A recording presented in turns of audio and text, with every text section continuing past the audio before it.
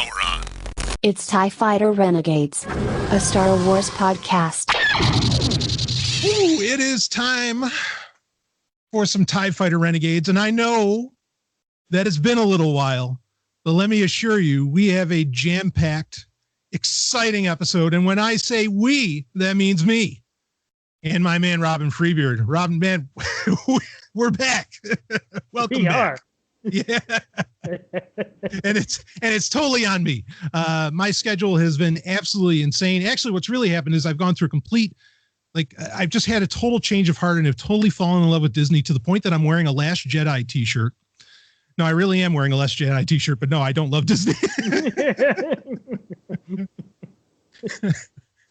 As soon as we hit the video, Rob just instantly says to me, he says, you usually wear good t-shirts. I might have done this on purpose though, but anyway, just to constantly throw somebody off. I don't know. We never share our video of these shows, but maybe someday. I don't know. We'll see. So anyway, man, Rob, we have a couple stories to get into as far as Star Wars. Really, I feel like Star Wars has been fairly quiet. I mean, a lot of production has been fairly quiet up until the past couple of weeks. Well, you mean like actual Star Wars news. There's been right. plenty to talk about in terms of things going on with Star Wars that really have nothing to do with Star Wars. Right. There's a lot of political horseshit, certainly that we could talk about. I mean, there's, what's going on with Gina Carano, what's going on with whatever. Right. I mean, there has been the High Republic stuff. In fact, I don't know that I did a review of High Republic and the material that has come out thus far. I have read every single stitch of it, but I think we'll have to save that for next time. In fact, really, I kind of feel like I should, just because I think the comic book it needs to get a couple issues deeper before I can really justifiably say whether it's good or not. And B, I think the novel series I got to get one more book in. And there is a book coming out, I think, in another month or so, to really be able to get an idea of where things are going. Because right now, I'm not super impressed with everything. In fact, there's something, I mean, it's good, but it's not great. I don't even know. Good might not even be the best term, the deeper I've gone so far. So maybe it's best that I give it a little more time, a little more content to come out for High Republic. Then we'll get into a full review on it in a future TIE Fighter Renegades. Rob, I know you haven't touched stuff, have you? No. I mean, I've watched some, videos on YouTube, and what I'm seeing, I don't like at all. Because, I mean, basically it just comes down to anarchists are bad. The state is good. Fuck. Yeah. Okay. All right. We're just going to take a minute. There's this fucking phrase in the entire High Republic series, and it's in the comics, it's everywhere, the novels, it's all over the place, where everybody's just constantly saying, we are the Republic. And it is the most goddamn annoying thing. I mean, you cannot imagine how often it gets said. And I know they're trying to just Disney's trying to go with, so say we all, right, that everybody talks about with BSG, or like this is the way from The Mandalorian, and they're just they're trying to come up with a catchphrase that everybody will just use on social media, or maybe people that pretend that they like Discovery, or they think they have the cognitive dissonance that they like Discovery, and so they all use hashtag We Are Starfleet or something. So they were just trying to come up with like a phrase that's catchy, that can be used in media and social media. But I mean, it smacks of so much colonialist propaganda. It's horrible. And then you have the Nihil, which what you said is exactly it. I mean, they really treat it like, oh, individualism is bad. And well, we'll save it for a further review. There, I think I kept that in a minute. I did good. Brevity's not my strong suit. I think I did all right. Yeah. So that's coming, folks. We'll make it happen. But no, we do have some actual Star Wars production news and releases happening. So you want to get into it, Rob? You ready to go? Yeah, let's do it. All right. So we'll open it up with, I think they're both good news, believe it or not. The first would be the we got a full trailer and a release date for Star Wars Bad Batch. And Bad Batch is a show, and is it May 4th? Yeah, I think they're doing on Force Day. Yeah. Star Wars Day, yeah. Yeah. So May 4th is when it will premiere on Disney Plus. Of course, like myself, and I'm sure many others, you can watch it elsewhere too. So that's coming May 4th. And it was about a 2-minute trailer that they dropped about a week ago as of this recording in April 2021. And well, what did you think of the trailer, Rob? I mean, they had a trailer before because it was probably the thing, that was the furthest along out of all those shows that got announced by Kathleen Kennedy back in the end of 2020. But yeah, I mean, we did get a full-on trailer this time, right? What were your thoughts? We learned a lot more in this new trailer. That's for sure. I mean, yeah, absolutely. And I'm actually pretty excited from what we're seeing, because my biggest worry is that they were going to stay in the Clone Wars era. And I'm actually glad to see that they're moving past Revenge of the Sith on this. Yeah. So that's the thing that I'm kind of really the most excited about. Because well, I'm sure we're going to talk about this. The direction they're going, they could have gone with something a lot more interesting. But these characters have to be the heroes. So they're not going to be working for the Empire. Yeah. So 2 points. One, that actually disappoints me. Yeah. They're not, because I was excited when the first trailer dropped that we had Tarkin. I'm like, oh, Tarkin's in it. Great. Like this should do well. And he always kind of brings up the game in any of these animated series. Yes. Yeah. He really raises the bar every time. Just like whenever the Emperor shows up, everything, goes up to 11. And I think Tarkin is the same deal. But that leads to my second point, is that I feel like Disney has had the most success since their acquisition, if not monetarily, certainly in fans' eyes, and even in critics' eyes. I think they've had their most success in that time frame between Revenge of the Sith and A New Hope. Yes. Be it Rebels, be it even certain novels that take place in that time frame that I think are, including the novel Tarkin, as well as the novel Thrawn. And Rogue One, of course, is probably the biggest success that Disney has really had, if not in like dollars compared to the sequel trilogy. As far as what everybody actually gives a shit about, it's Rogue One. And I think that's also partly why, and this is something else that's annoying in all the, not just, and obviously not in High Republic, but in other comics and novels and everything, which I've been reading all of them, folks. Man, the amount of times that Jyn Erso gets referenced, that's a whole other conversation. So, and I wouldn't be surprised if we end up seeing Jyn Erso in Bad Batch.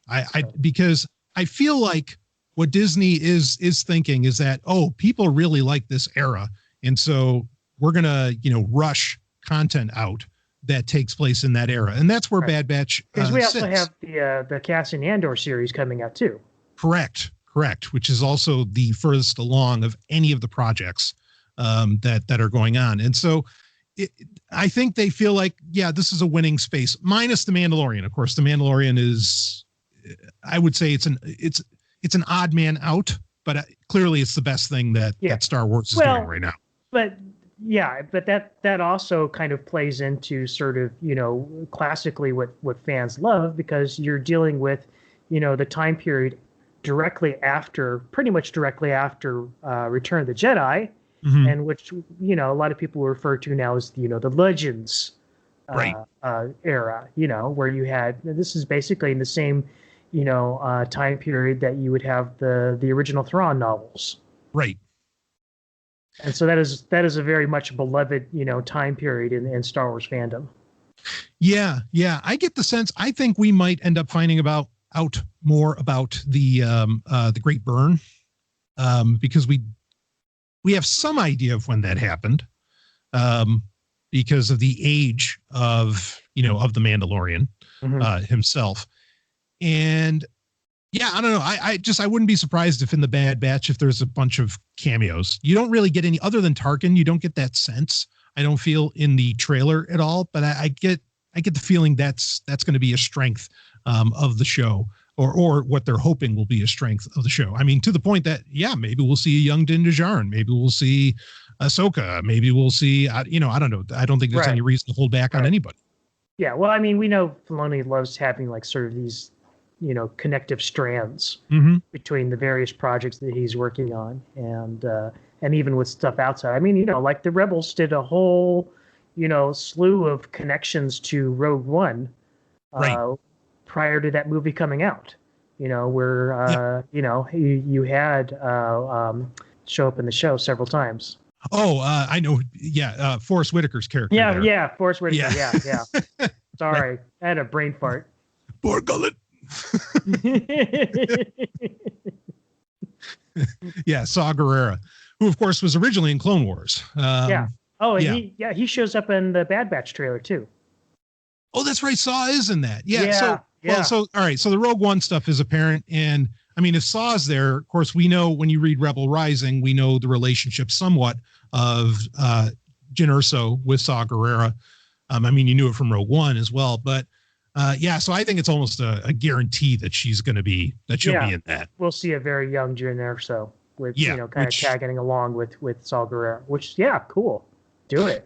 Yeah, no, I'm fine with it. Like, I'm really fine with it. It's just kind of odd. Like, boy, if you thought Jyn Erso was so fucking great, why didn't you just keep her alive? So you could keep milking the character.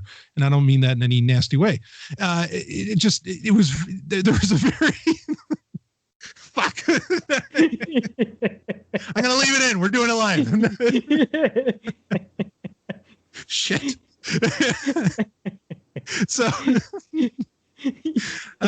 All right. So, okay. So, speaking of, I mean, because, the character of Jyn Erso was incredibly young when she was in, Saw Gerrera's, faction. Yeah. We do get a young character in Bad Batch. This was, so overall, I mean, I'll second what you said. Overall, I thought that the trailer was good. I liked what I saw. I don't really have misgivings. I have critiques. But I was kind of hoping they'd spend a lot more time in the Empire. That's not going to happen. But once they brought in the little kid, and I get it. I know why they do it, because they're here to sell toys and, and whatever else. I understand. But the other part that bothered me is that, like, look, it's Star Wars. It's in the name. They keep giving these little kids like pea shooters, literal pea shooters. I mean, like in Rebels, Ezra had that slingshot for the first 3 years. Then finally they gave him a blaster because I guess he grew up enough or something. But there's just this oddity that, okay, the adults can have guns, but even though the kids are in the middle of a war too, they can't have guns. And she has like this bow and arrow.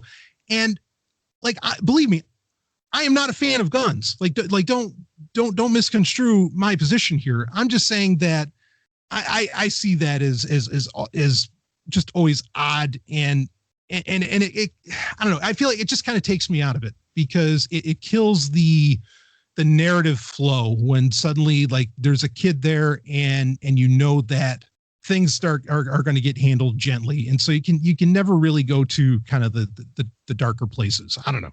What do you got, Rob? I mean, tell me if I'm nuts. It undoubtedly that's probably what we're going to get in the first season with this kid character, as we've noted before, eventually the character will grow up and grow out of that phase.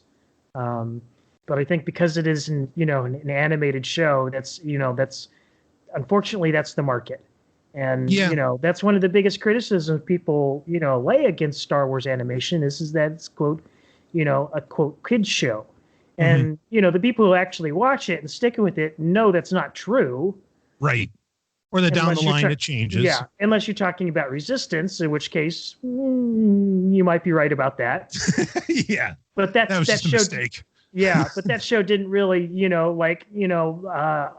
either, but A, didn't have a whole lot of time to evolve, and B, didn't really kind of take itself seriously enough to evolve in that way. Right. Yeah, I don't know. I feel like there's this, it's this annoying disconnect that ultimately I feel like, and this is getting far more philosophical than I expected with this, but that ultimately I feel like just confuses the fuck out of kids. Like, for example, so I watched a movie the other day. I had yet to have seen this. In fact, I think I had said when it came out, I'm not going to bother. I know it's going to be flaming trash. And it was. It was the Birds of Prey, or the Fantabulous Emancipation of One Harley Quinn. Okay. So I watched this movie. And there's this point, like it's a R-rated movie. Incredibly violent. I mean, like knees getting broken, people getting, faces getting cut off and all this crap. It's an R-rated movie, clearly not quote unquote meant for kids. But then whenever Harley Quinn is going to like shoot up the place, she has non-lethal rounds in her gun, and it's completely out of place. But I totally think that the studio is saying, oh no, little girls really like Harley Quinn. We can't turn her into a violent psychopath. Yeah. And it's like, wait, don't you know the character that Bruce Timm created? Right. Right. Like, hold on. And so it feels like Hollywood kind of wants to have it like both ways. It's like, oh no, we can only write action because, we're mindless creatives. And that's an oxymoron, by the way. But we can't also at the same time tell kids that, okay, violently revolting is okay. And it just, I know it's a small thing, but every time I see it, it just drives me wild. And there was a time, to be clear, in Star Wars even, where it was very different. I mean, you go watch the Ewok movies, whatever the kid's, Sindel's brother there. Right. He had a blaster, if I remember correctly. Right. Well, in the second movie, they they pretty much murdered the whole family. Right. I mean, and those are absolutely kids movies. In fact, kids movies that the only way you could see them if you weren't even alive when they came out in the 80s on ABC was on the Disney Channel of all things, back when the Disney Channel was paid for. And I will give credit where credit is due. Disney Plus did finally, release a bunch of quote vintage content. For Star Wars. So you can see, the Ewok movies and the Ewok cartoon show. I don't know why they left out droids, because that's weird. That was like the pair along, like you would watch Ewoks and then droids was like right after that. Yeah. Actually, so recommendation, folks. So you get to walk away from the show with things you can do. You can get gorgeous 720p and 1080p versions of the Ewoks cartoon, and you can go torrent them. And I mean, they blow away the DVD releases. I mean, you buy 100 to 1. They are stunning. So definitely go do that. Great point that content's available now, but it just, I don't know, this little, I know it's a little thing, but it annoys me very much. I get it. I see where you're coming from. I was expecting it to a certain degree, just knowing how these things go. I do have a little bit of hope for the character because it, just me, doesn't the character kind of look like a new Mandalorian? It very much looks like a Satine. Yes. Right. Yeah, absolutely. Right. And we know that, dark things are ahead for that culture in this time period of the Star Wars universe. Yeah. Oh, I think one of the smartest things they could do with this show is attach it to the Mandalorian in some way. Right. I mean, because again, that's so hot. So yeah, I think there's potential for the character. I definitely think the first season it's going to be a kid character, like very much season 1 Ezra, but eventually that we know that Filoni and crew do have the cojones to go to dark places. That's true. That's very true. Because of course the Clone Wars went into the darkest places, I would argue, almost than any part of the series. Right. I mean, it really, really did. Right. Yeah. And again, like with Tarkin there, kind of hard not to. Yes. Yeah. And what's amazing. So, I mean, and this is where I get that little glimmer of hope, is that actually, because we've had it in the past on Star Wars, in Disney Star Wars at that, where Tarkin has interacted with little kids. And it was always like really like creepy and cool. Like it was creepy in a well-written way is what I mean by cool. Not that creepy is cool. So, and it worked. Like he had, I remember the whole speech he gives about the lure and the lash and it's, anyway, so I can look forward to. So my hope is that unlike Rebels, where he was essentially like a cameo character, and the same with Clone Wars, is that Tarkin remains like a persistent villain throughout this series. Yeah, I would agree with that. I think that's the biggest boon they can have is really like using Tarkin very well. Because again, I also think that he made, because with Rogue One, I mean, with the original trailers for Rogue One, Krennic looked like he could have been a badass. He ended up not being a badass at all. Right. And you had Vader there, but like Tarkin was the one that sold, you just knew with Tarkin around, things were not going to go well for the rebels, because despite what happens in A New Hope, you've got to build up that reputation to how feared he is in A New Hope. And they delivered on that. And so, I mean, it's just one of the best villains you could have in the show. Yeah. And underutilized. Yeah, significantly. I agree with you. Yeah. So anyway, that I think that looks that looks like that's going to be. I don't know. I'm hopeful for it. I think this could be a very good show. Yeah. And the trailer again, minus the direction they might go and the kid thing, it was good. It was a good trailer. I dug it. All right. Well, I guess let's move on to our second bit of Star Wars news, and then we got something really special to get into. So this is now we've known that this is kind of, I mean, and certainly with the pandemic, it's been sort of off and on, but the Obi-Wan show is on, and we finally have a cast listing for the Obi-Wan Kenobi series. And they did say it was going to begin shooting this month. So Deborah Chow is still the head of it, which, of course, if you saw her work with The Mandalorian, we know how good she is with Star Wars and how she can handle that business. And I mean, just phenomenal. Yeah. So, of course, we have Ewan McGregor coming back as Obi-Wan Kenobi. That's not a surprise. A lot of news is going around that, and this might be while we were on our mini hiatus, but that, I mean, we did know Hayden Christensen was going to come back as Darth Vader. So before we get into the rest of the cast list here, and I don't think we have a firm release date at all. Again, production is just starting, so I don't expect it. But Hayden Christensen, how do you feel about him, Rob, coming back, being Darth Vader, doing his thing? I think it's overdue. Uh-huh. And yeah, I'm looking forward to it. I think over the last few years, like the last 5 years, has really been kind of like a new appreciation developing for the prequel trilogy. And, there was certainly, some aspects of, the Anakin character and the way he behaved in the movies that people found, somewhat annoying. That, we found out that since then, it really wasn't because of any bad acting on the part of Hayden Christensen, because this is the way that George not only wrote it, but like the direction that he was given on set. Yeah. I mean, I've been a staunch defender even before, and I agree with you on that. Now there's a newfound appreciation for the prequels. I've been a staunch defender of Hayden Christensen's acting well before then. I think Virgin Territory is a tremendous movie. If no one's seen that, it's a comedy. But it's a lot of fun. He did that movie where, he did Jumper, right? I actually enjoyed that movie.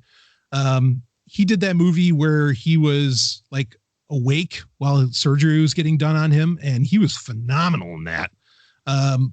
He's a fine actor, I mean, I'm not going to like put him in Harrison Ford's league or anything like that, but he's a great actor. Right. And, of course, in Revenge of the Sith, he did play Darth Vader in that. He did, lace up the boots, as it were, at one point in there. And yeah, I think this is only a good thing. And I think he's getting, like you said, it's long overdue. It's respect that he really deserves. And I love it. And in fact, I was still on Twitter when this news came out, and I remember things were just incredibly positive on there about it. And I couldn't be happier. Like, good, yes, like give this guy some support. yeah, I think it's really cool. I don't know how it's going to take shape exactly, but I think it's great that he's there. Phenomenal. So moving on with the list, Moses Ingram. I'm not familiar with her. Then Joel Edgerton, that's the guy that played Uncle Owen, right? Yeah. Yeah. So fine. That's great. I think Bonnie Peace was that was the gal that played Aunt Beru. Yeah. Yep. Mm-hmm. Okay. Yep. Of course, all in episode 2, which, by the way, I mean, even in Star Wars, where people complained about Hayden Christensen's acting, like that scene after he slaughters the Sand People is still one of my top scenes in Star Wars. Like I thought he sold that, when he's saying, I killed them all, not just the men, but the women and children too. I mean, you feel it, and the look on his eyes. You got to have something special to live, because they kind of, John Williams would hint the Darth Vader theme in the background. Right. And you've got to have a little magic to you to be able to, to pull off, like, for your acting to match the presence of that music. And he did it. And I know episode 2 gets panned all the time still to this day, if any of them do. But no, I thought that scene alone was worth that movie, and his acting was great. Go ahead. There was nothing wrong with his acting in that scene. Mm-hmm. If anything, the only thing that bothered me about that scene is Padme's reaction. Yes. Yep. I agree. I thought that was really kind of understated. Yeah, she's just like, she clearly didn't feel, she did not read the room. Right. Like, yeah. Like, no, I don't think you understand. It's like, oh, it's natural to what? No. There's nothing natural here. No. Yeah. All right. I agree with you there. Her reaction was just not there. Yeah, that didn't work. Anyway. And Natalie Portman is a fantastic actress. So here again, that's not on her. No. Because I thought she was great as Padme.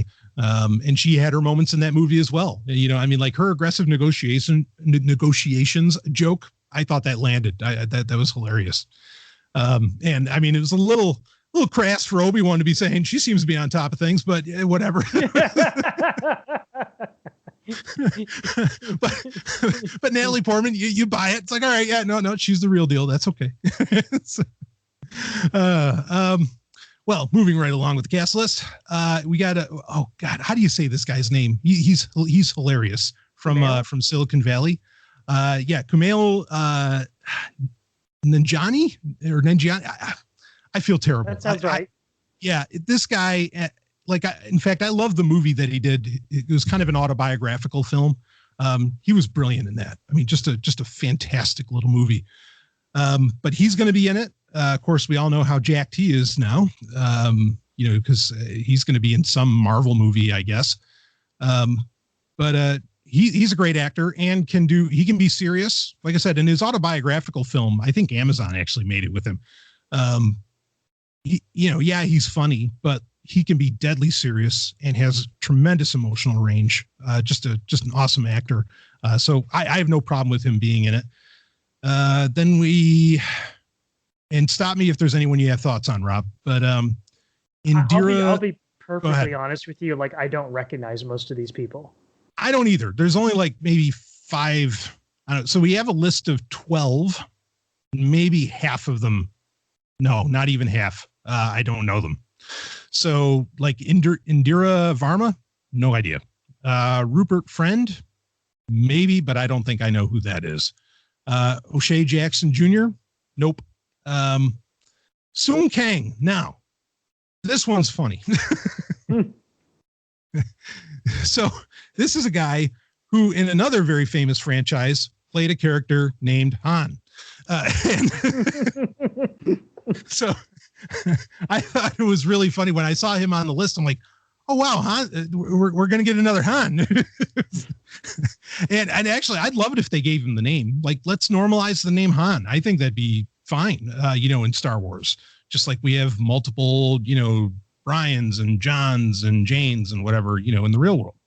But regardless, Sung Kang, he's really cool. He's just got a really cool is the word. He has such a cool look when you watch him. And his first Fast and Furious movie was Tokyo Drift. But then he ended up actually, so like his character, spoiler alert, his character died in later movies, but I think he's coming back in 9, if I remember. So this guy, I guess, is on a bit of a resurgence with his acting career, and good for him for getting into Obi-Wan. Those really are comic book movies, aren't they? Oh, Fast and Furious? Yeah. Oh, yeah. Yeah. They're the only real comic book movies out there. Right. Comic book movies aren't about comic books. Yeah.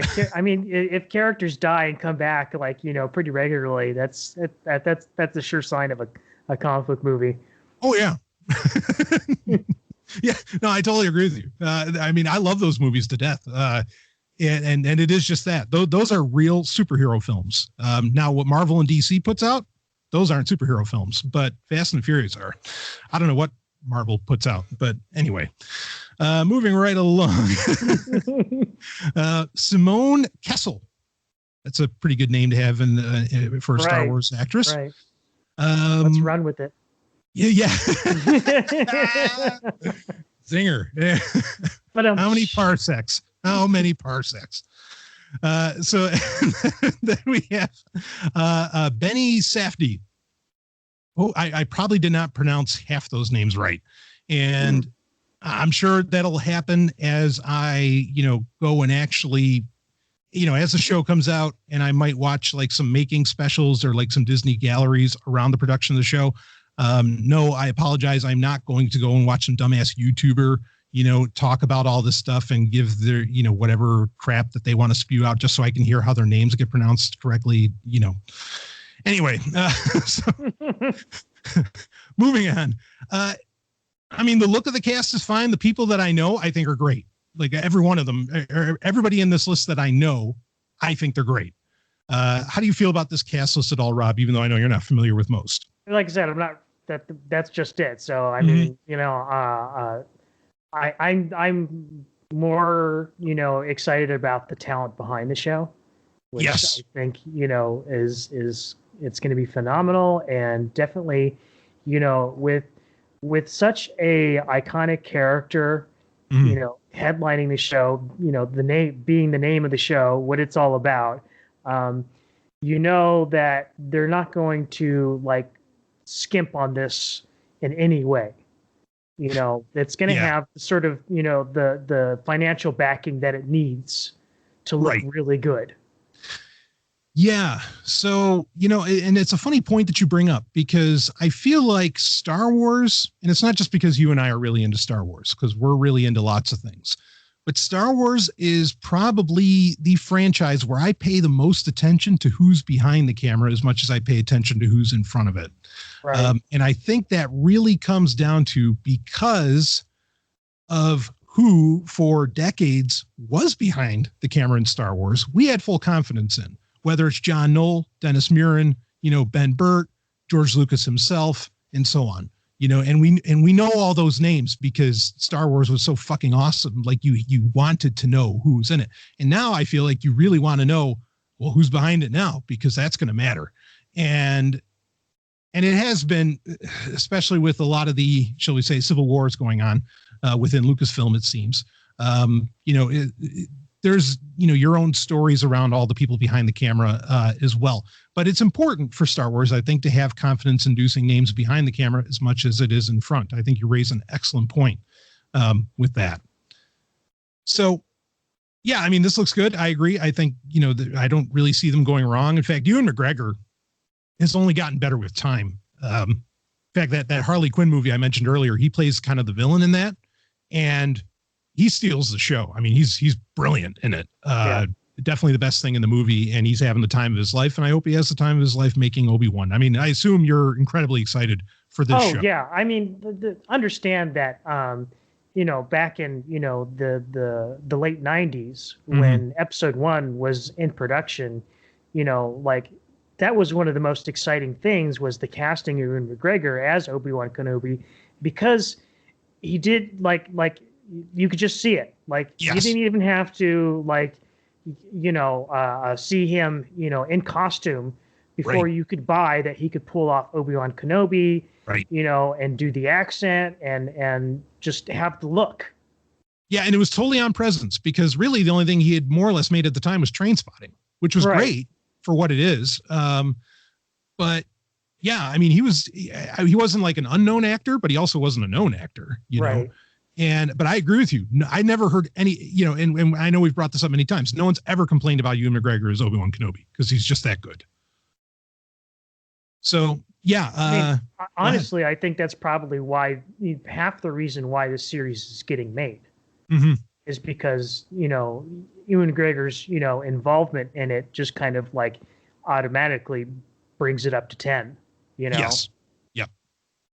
No, I agree with you completely on that. So yeah, you know, this is ultimately, I would say, just more great news about this show. I don't see anything here worrisome. Like I say, even though I don't know all the actors, nothing that bothers me. The other thing that I'd like, the one thing that I kind of take away from this cast list is that because it is such a large cast, you know, I think there's some hope that the series will not just be confined to Tatooine.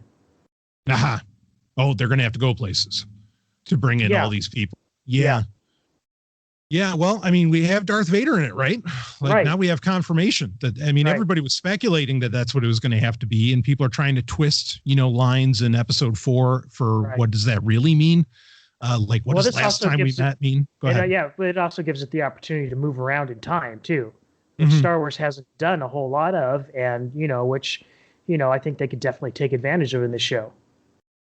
Yeah, absolutely. But I mean, also, you know, go ahead. Yeah, if they want to give us, like, you know, scenes from, you know, during the prequel eras of, you know, incidents and interactions that we didn't get to see in the movies, fantastic. Do it. Yeah, I mean, we have, ironically, Last Jedi, like the T-shirt I'm wearing.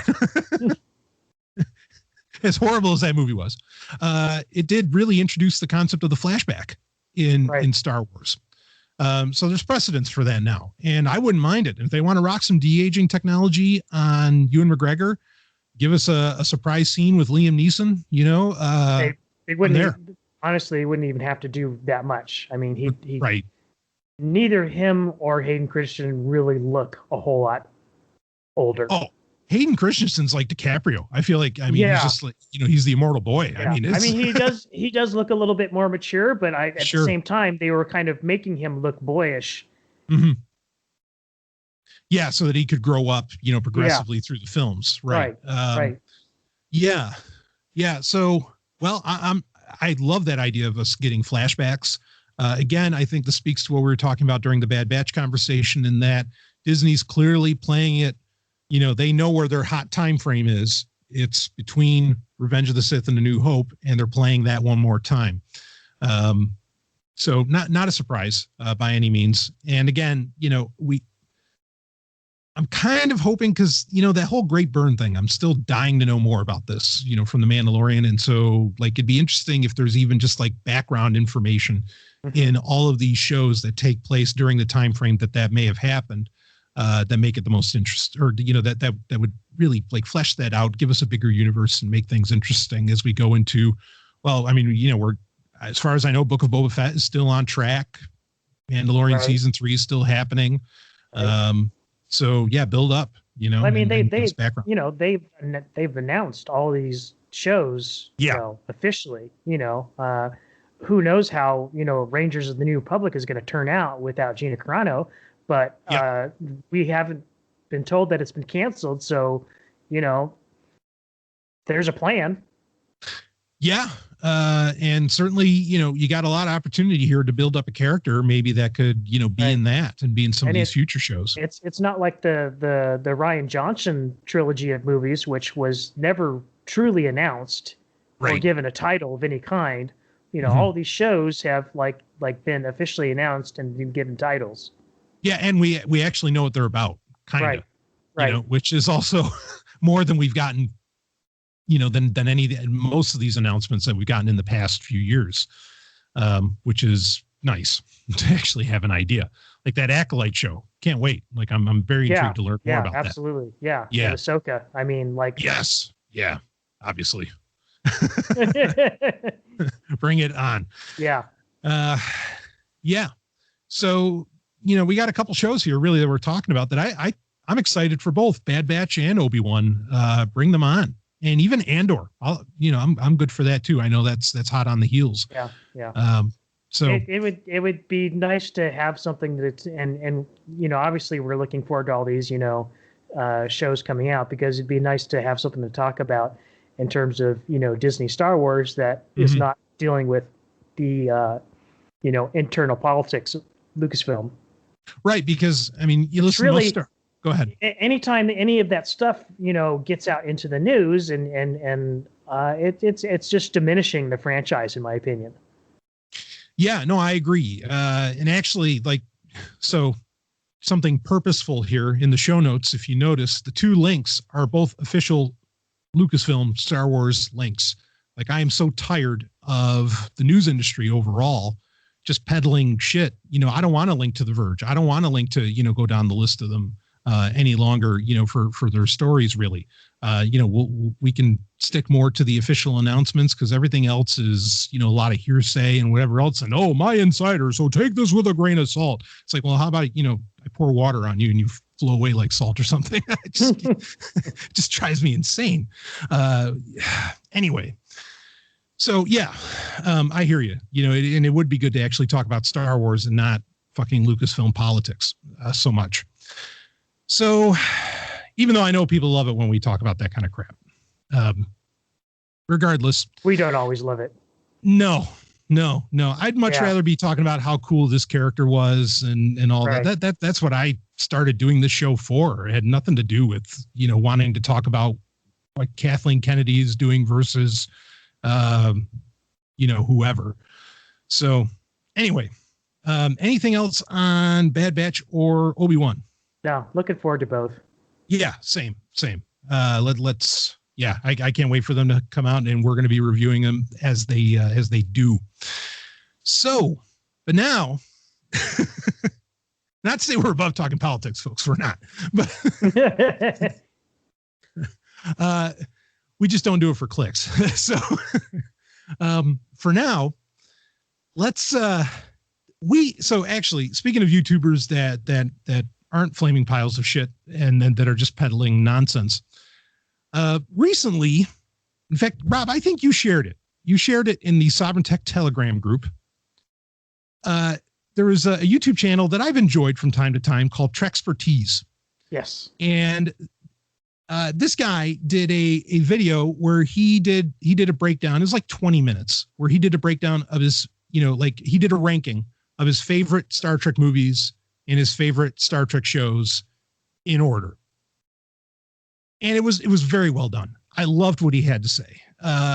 In fact, spoiler alert, his number one, I think his number one was Star Trek: The Motion Picture. It is. Yeah. And I mean, folks, you got, don't want to bury, because basically Rob and I are going to do the same thing here. Because I know I've done it in the past, but my opinions may have changed in the past few years. And Rob has never gotten his out as many times as I've done Star Trek rankings on like bonus content and everything else.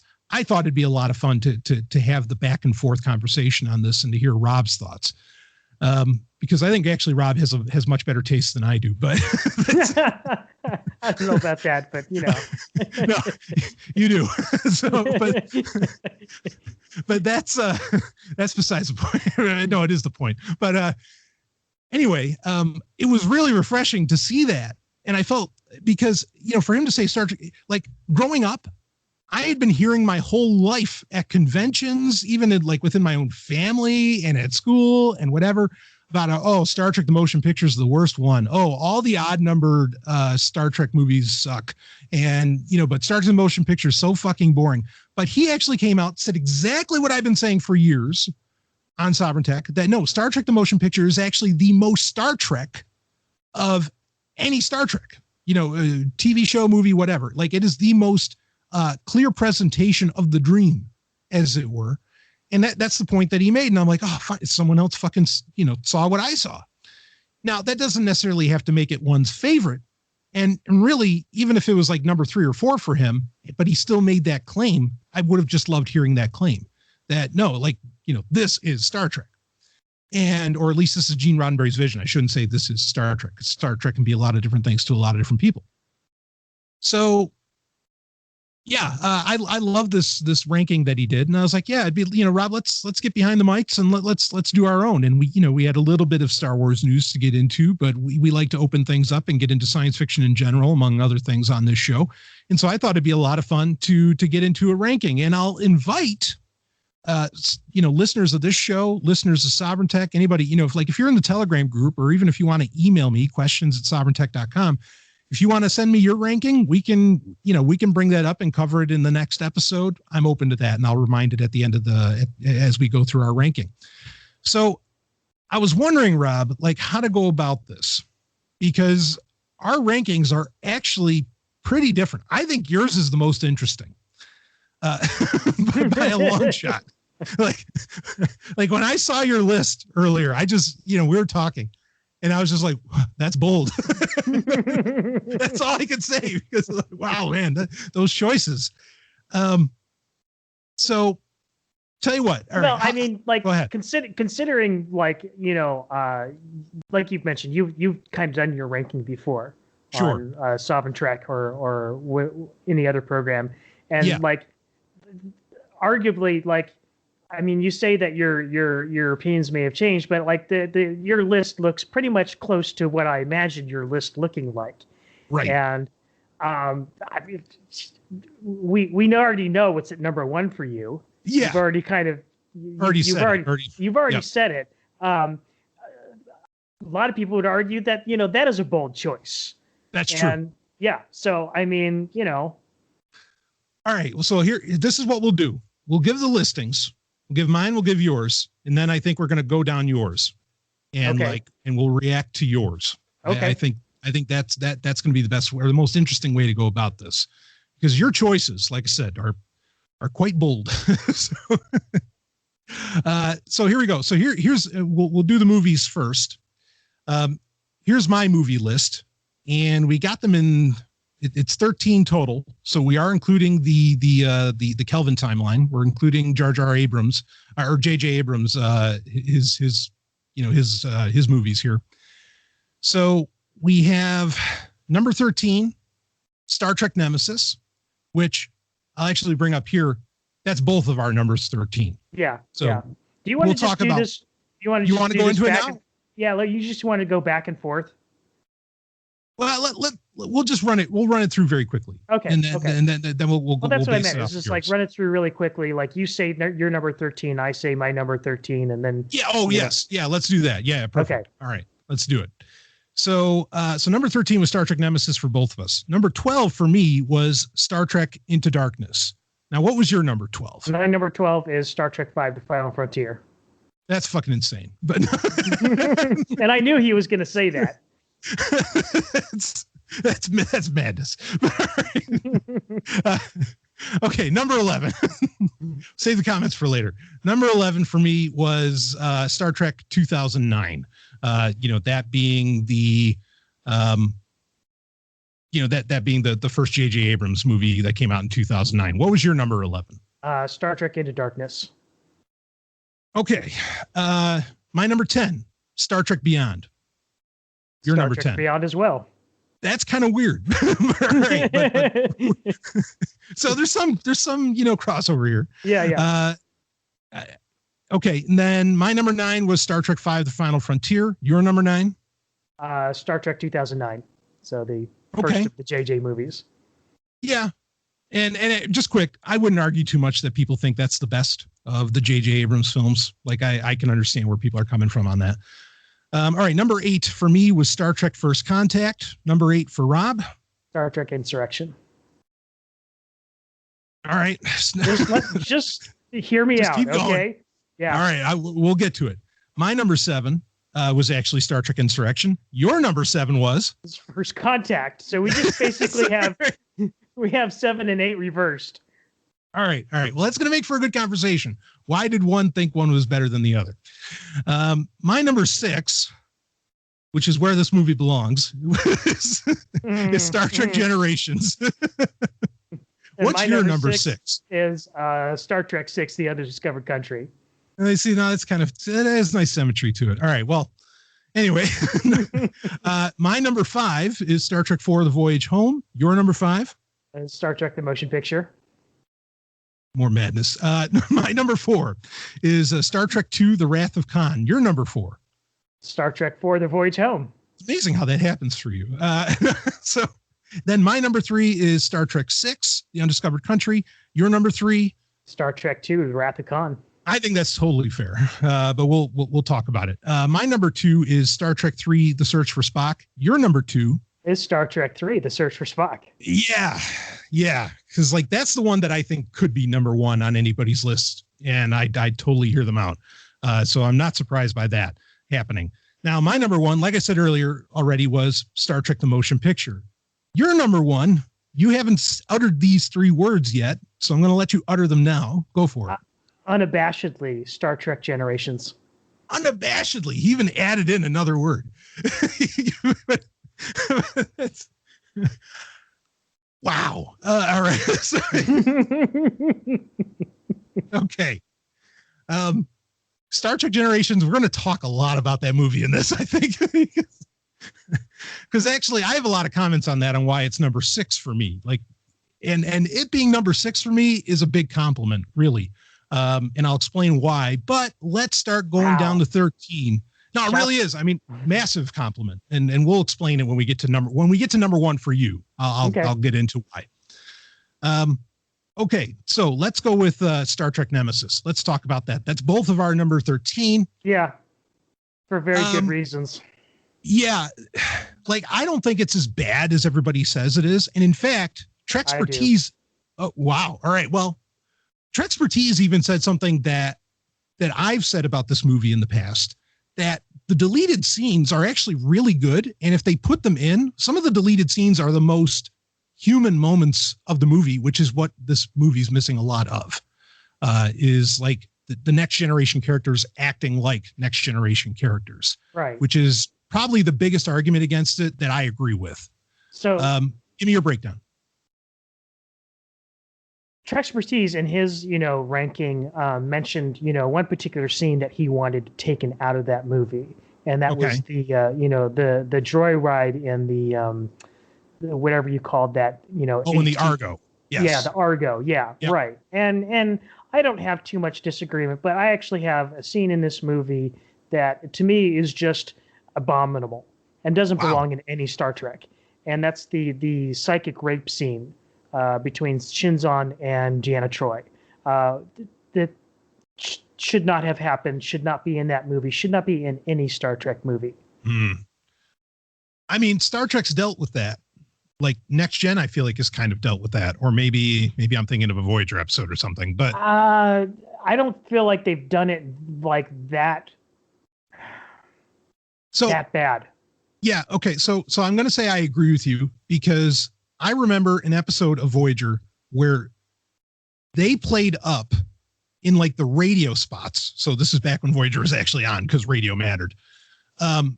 Where 7 of 9 kept saying this line, "He violated me," and they were playing it up like it was a rape. But like when you watch the episode, it really kind of wasn't that. And it was clearly it was just trying to be like, it was marketing. And I think using rape for marketing is deplorable and disgusting. And also like, yeah, I don't know that should be a part of like Star Trek necessarily. So I'm kind of with you here. Yeah. What do you got? Not only that, it's sort of like, I remember that episode in particular, and it definitely does not play very well today, with kind of sort of like,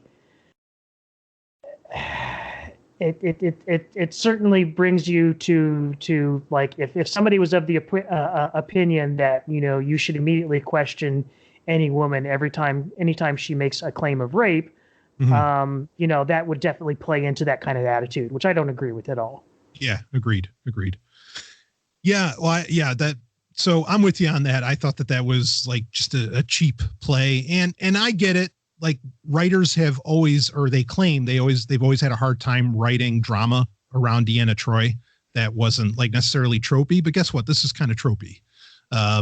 Like you basically had to, okay, how do we create drama around a female character, have her get raped? And it's like, I mean, yes, that's absolutely a thing and a problem, but like, could you get more creative? Could you give her like something? I don't know. I always feel like there was never really any kind of, like, yeah, of course the character, the Shinzon dies in the movie, but there weren't really any consequences to that, happening. And there wasn't really like, I don't feel like that there was enough reaction, to this happening from the other. I mean, like, like personally, I would have, had, Riker just be completely outraged and, throw logic to the side and want to kill this character.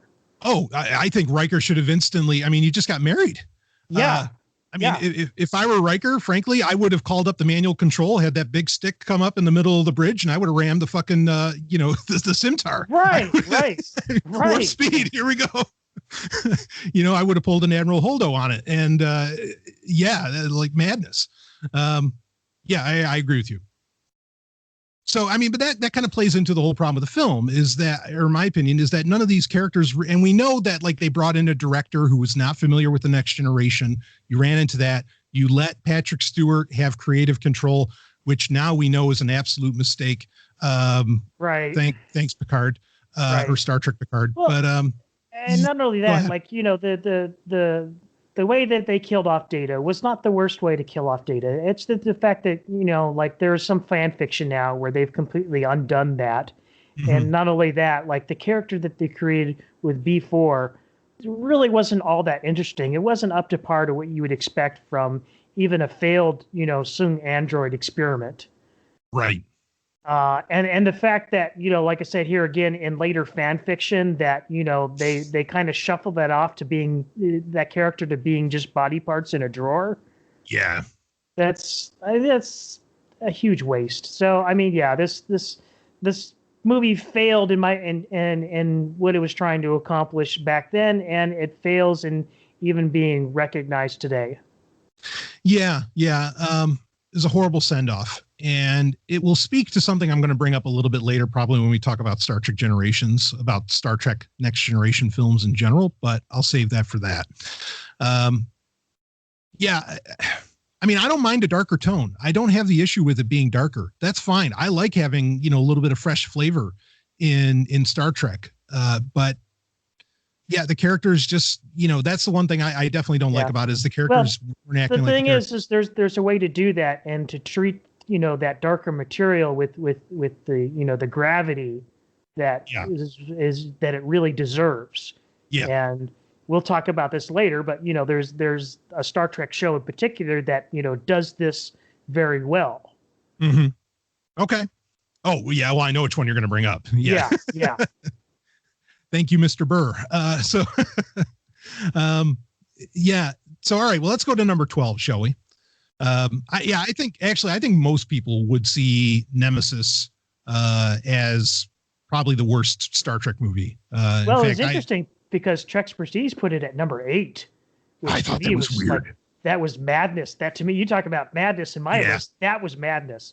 Yeah, that was weird. I mean, and you got to be something special to be like worse than the Kelvin Timeline movies. Not that I think that they're that bad, but okay.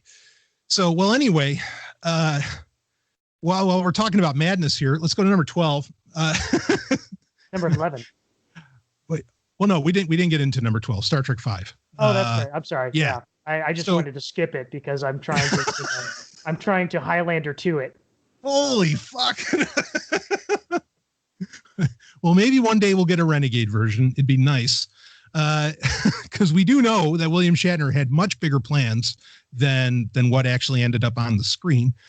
But regardless, yes, it is Star Trek V: The Final Frontier, the film helmed by the man himself, that being William Shatner. Why is this number 12 for you? It's just not very good. I mean, it comes off as being a really low budget Star Trek production in every way. It is low budget. That's true. Yeah. I mean, it's just the casting of Spock's brother. It would have been awesome if they got Sean Connery, but there was a scheduling issue. But that was the original idea. Yeah. Right. Well, that would have been amazing. But if the sets on the movie are any indication, it wasn't so much a scheduling issue that they couldn't afford them, because this movie looks terrible. It doesn't look like the Enterprise. Yeah, the effects are bad. I can admit that, because they went cheap. They wouldn't hire ILM, and they learned their lesson after this, because that wouldn't happen again until Star Trek Insurrection. Actually, I think they didn't hire ILM for that either. Granted, Sean Connery was in Highlander 2, so I don't know if he would have saved this movie. Yeah. But no, I think that would have been better. But like, you don't feel, I think the scene where Kirk gets in Sybok's face about needing his pain, the camping scenes. I will agree that the camping scene was great. Yeah. I will not argue that. Yeah, I think the gravity boots are kind of stupid, but I think there's just some of the, I think there's comedy gold as well as moral gold, as it were, in this film that puts it where I can't rank it this far back. I'll admit it's the worst of the original series films. There's no question in my mind about that. There's just, like I said, for me, there's too much that it's a little too low budget looking. It's way too hammy, in my opinion. What does God need with a starship? It's one of the best lines in history. I agree, but the thing is God looks like a floating head of stupid. Ironically, and granted, that's it looks like Zardoz. We should have had Sean Connery there. Yeah, I just No, I hear you. Yeah, I hear you. I hear you. That scene should have played out with, here again, way more gravity than it did. And which Shatner wanted. Right, but it came off as looking humorous. And that's what I don't like. Is that in this movie, when it tries to be funny, it really isn't that funny. There is some funny moments, but most of the time when they're trying to be being funny, it doesn't land. And the rest of the time when they're not trying to be funny, it's kind of hokey. Yeah. No, I hear people's arguments against it. I don't feel it's as bad as most people say, but there's just so many great, there are just like these pockmark moments in it that are just some of the best Star Trek ever, that it keeps me from ranking it this far back, but I hear where you're coming from. To be fair, 11 and 12 for me might be interchangeable. It's just the only thing that the next one has is production value. Sure. Well, let's go into number 11 then. And that is Star Trek Into Darkness, which was my number 12. So we're pretty close on this one. Yeah. This is the worst of the Kelvin movies by a long shot. Yes, I agree. It's several times worse than the other two outings. Yep. I agree with that. I still enjoy this film, but you tell me about it, Rob. Like, why don't you? It's just an overly predictable remix of the Wrath of Khan. Yeah. And I think anytime that you're trying to tread over previously, covered material like that, it's especially in a big motion picture, it's a mistake. Mm-hmm. Have some fucking originality. Yeah. I think who really makes this movie for me is Peter Weller. As Admiral Marcus. Like he's great. Yeah, he's fucking awesome. And I'm glad he got to do more Star Trek too. But right. He's great in anything he's doing.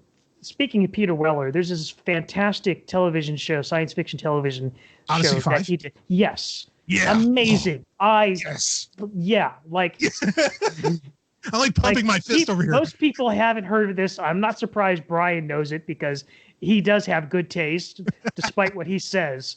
But yeah, most people don't know it. Go and seek this show out.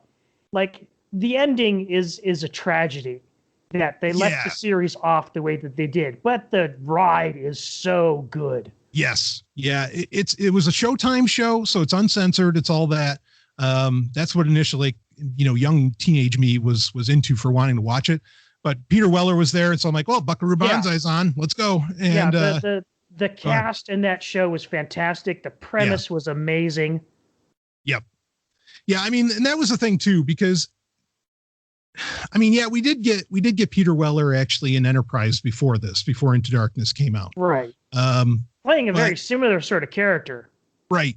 But like the history of, or the crossover between Buckaroo Banzai and Star Trek is, when you see it, you can't unsee it any further. And it's not just the fact that the Excelsior's dedication plaque has a Buckaroo Banzai quote on it, no matter wherever you go, there you are.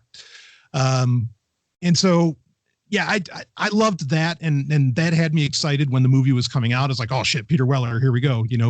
Buckaroo's got to be in it. And anyway, I don't know. I think this movie, it is just a remix. You're right. And it was predictable. It was incredibly predictable. And in fact, it really taught us to never trust J.J. Abrams, because he completely lied about Benedict Cumberbatch's character. Right. And Benedict Cumberbatch is not a bad actor. No. But he does not do this movie any justice. Yeah, and I do think it was kind of a raw deal to make Khan a white guy. Yeah. Like that. As to where originally, like in Space Seed, they played it off with a very historical flair that I thought worked. Right. That was kind of odd. I mean, yeah, having Ricardo Montalban playing, Persian character is kind of weird too. I get that. But this was just flat out, almost a whitewashing. Yeah, no, I think that's totally fair to say that, because there are plenty of Persian actors out there. Yeah, that would have done great with this. I mean, sure, it would have, revealed the hook, but well, then I don't know, do something different. You didn't have to make them white guy, So anyway, but Cumberbatch was fine. I don't know, it worked for me. I liked it, and I did think that if the Kelvin timeline continued on, you could have done some interesting things with Khan's people, and so that happens for me a lot. A lot of times I think, well, what could be? And that'll make me like something more than perhaps it deserves, which is part of the reason I say Rob has better taste than I. So, but yeah, okay. So it's the worst of the Kelvin timeline. But then let's go on to number 10, to what I consider to be the best of the Kelvin timeline. Rob thinks the 2009, edged it out at least. But it's interesting that we both had Star Trek Beyond at number 10. Tell me about why is this at number 10? Is it because it's a bad film, a blah film, a great film? No, I enjoyed the movie. Okay.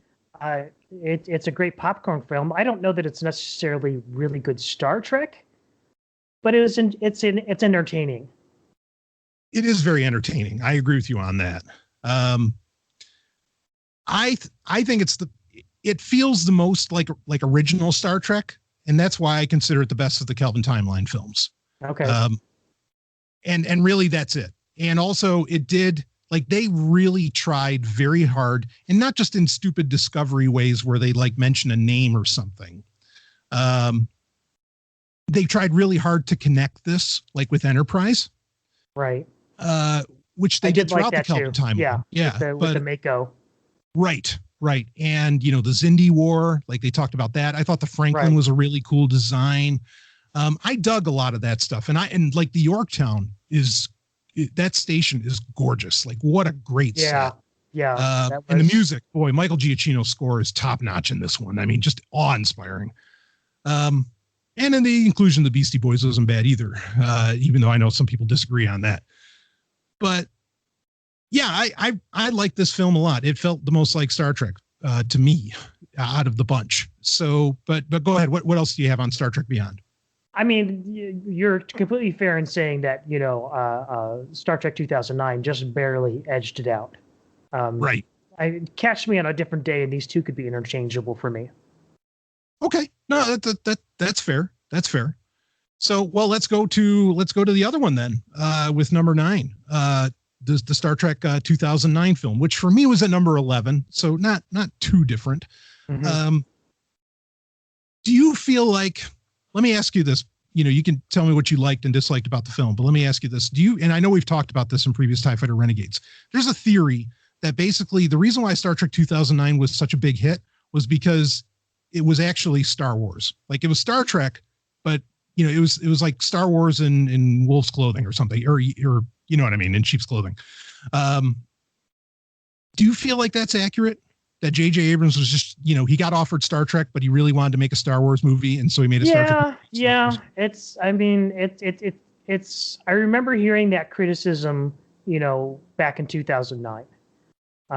It's really weird hearing that now, considering what he did with Star Wars, because this movie is so much better than any of his Star Wars movies. Great point. I agree with that. Yes. Yeah. Yeah. I mean, I find myself agreeing with it too. Like it does feel Star Warsy, and it does feel like very apocalyptic, which is a kind of a touchstone for J.J. Abrams. I will tell you what I really like about this movie, and what really works for me is that it is not just entertaining, but it is emotionally engaging in a way that feels earned. Unlike some other show that we won't, bring up, where it's trying to constantly have some sort of emotional impact, and it just doesn't feel like it's earned at all. Whereas I think this movie, from the very beginning, it engages you on both a visual and an emotional level. Yeah. And I mean, I got to say this. Yeah, I agree with that. And also the casting, I really think worked on every level. Yeah. In this, and particularly Carl Urban was a fucking revelation as Dr. McCoy. I mean, it's amazing how good he was. Yeah. I mean, that's the other thing too, is this is a really great character movie. Yes. Bingo. Absolutely. I mean, it's ironic because it's kind of an origin film, but at the same time, it's not, because you already know all these characters really so well. Right. Well, that was the other thing too, is we'd always heard about Kirk's time in Starfleet, but we're seeing it here for the first time. And it's obviously a slightly different twist on it, because it's a different timeline, a different universe. But at the same time, it's kind of nice to get a view in on some of these classic, moments where it's, and actually in a way that makes sense, because, Kirk cheated on the Kobayashi Maru test. Yeah. And in the, the main timeline, the prime timeline, it just sounds like there were never any consequences to him cheating. Like he literally got a commendation for original thinking. Right. Whereas you're thinking like the real world, when you cheat on a test, that's not what happens. No. No, you get expelled. Right. Which he nearly was. Right. Yeah. So would you say now, I mean, the reason why I think this is so far back is because it's hard for any of the Kelvin timeline films to really match, most of the prime timeline movies, Right. So are you saying that do you feel like this was a good movie? Yeah, I think it was a good movie. I think that I said from the very beginning, I don't know if it's a good Star Trek movie, but it's a good movie. Yeah. I find it to be entertaining, over and over and over again. And I do give it a lot of credit for they really, really worked hard to make this fit in the canon. Even though it's an alternate universe, they explain why. We get Leonard Nimoy, right. And it's something else I loved in Star Trek Beyond. Holy shit. When Zachary Quinto pulls out the picture of the original cast from Star Trek V, by the way. Yeah, that's true. When they pull out that photo, I thought that was awesome. Tear-jerking moment. I really wish that had been Leonard Nimoy's last appearance in Star Trek. In Beyond, you mean? Or in no, in 2009?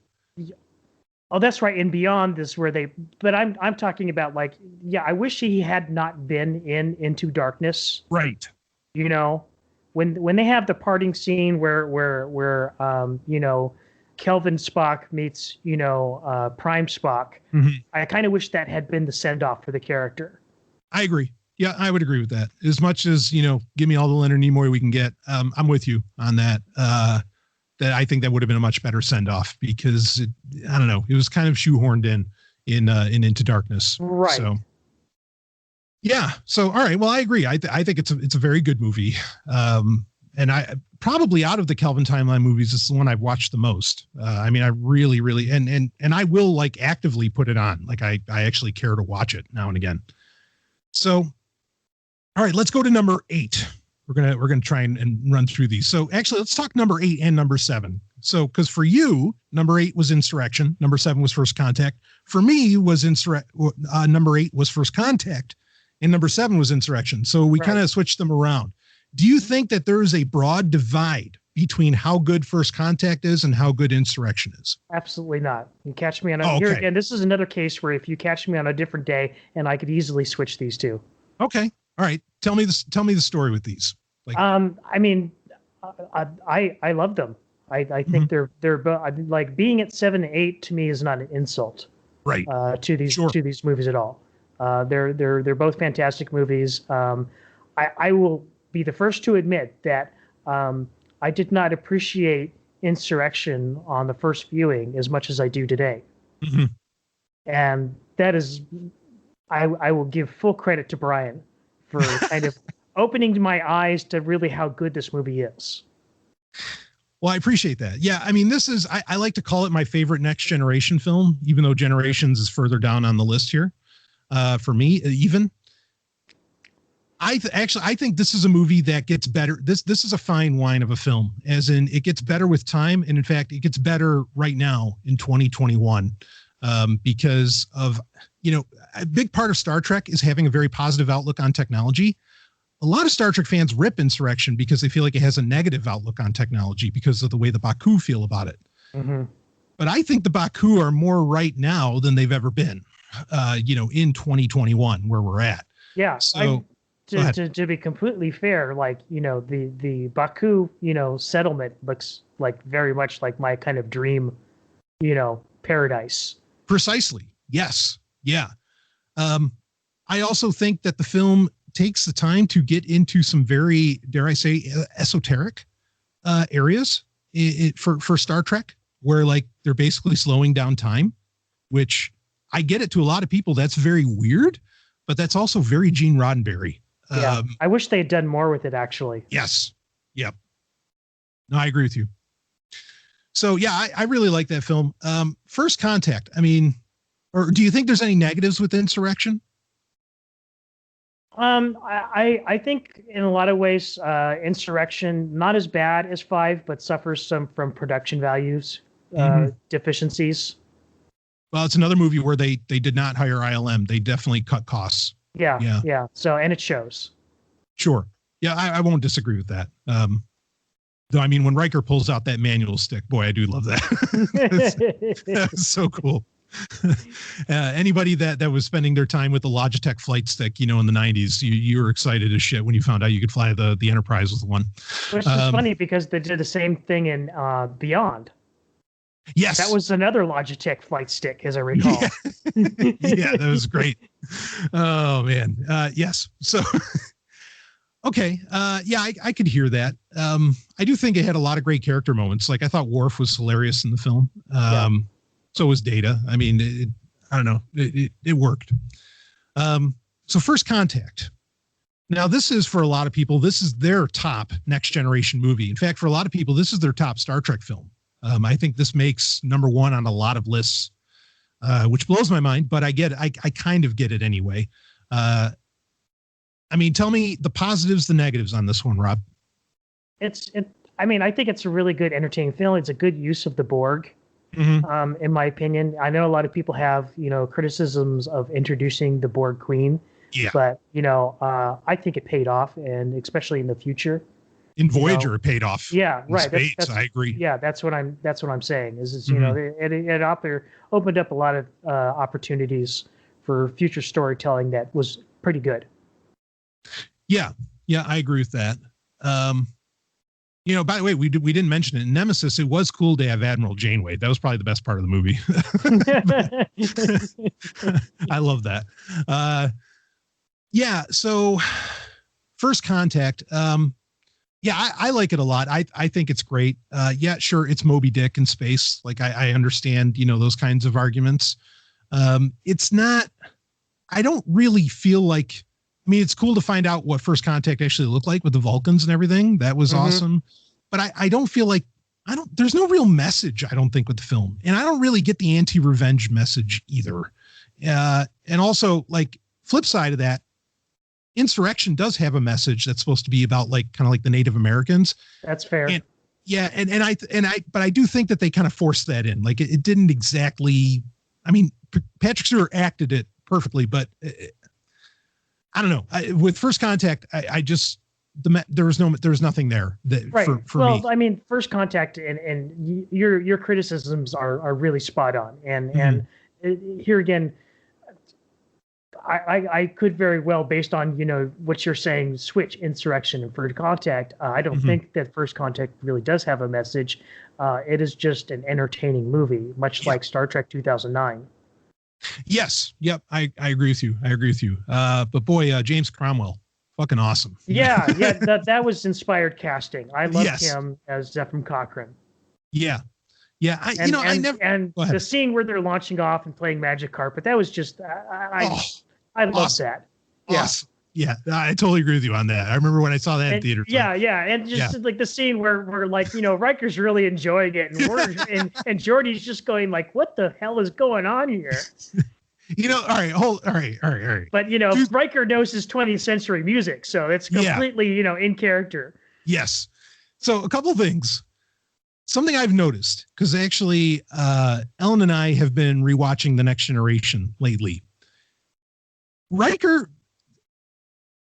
There's actually, I mean, there's a character there, and we know like his tastes and things like this, but really what Jonathan Frakes did was he was just the quiet facial reaction to everything happening on the Enterprise or in the scene. Like, I feel like that's his actual because he's when you watch the show and all you're looking for is his facial reactions, he's fucking hilarious. And he doesn't have to do anything. He just like has this look that like a grin, and it's great. A perfect example is just, like one of the early appearances of Q, and, Q snaps his finger and two beautiful women appear on either side of Riker. And he doesn't say anything. It's just all in his facial reaction. And it's just like, it's so good. Yeah. Or, oh man. Like in, was it the Nth Degree, the episode where Barclay, where he, becomes super intelligent and he's hitting on Troy. And Troy's talking about how Barclay made a pass at her, and she's like, and it was a damn good one.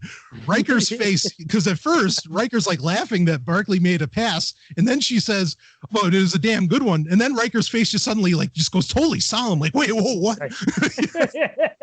There's a better womanizer than me on the ship?" No.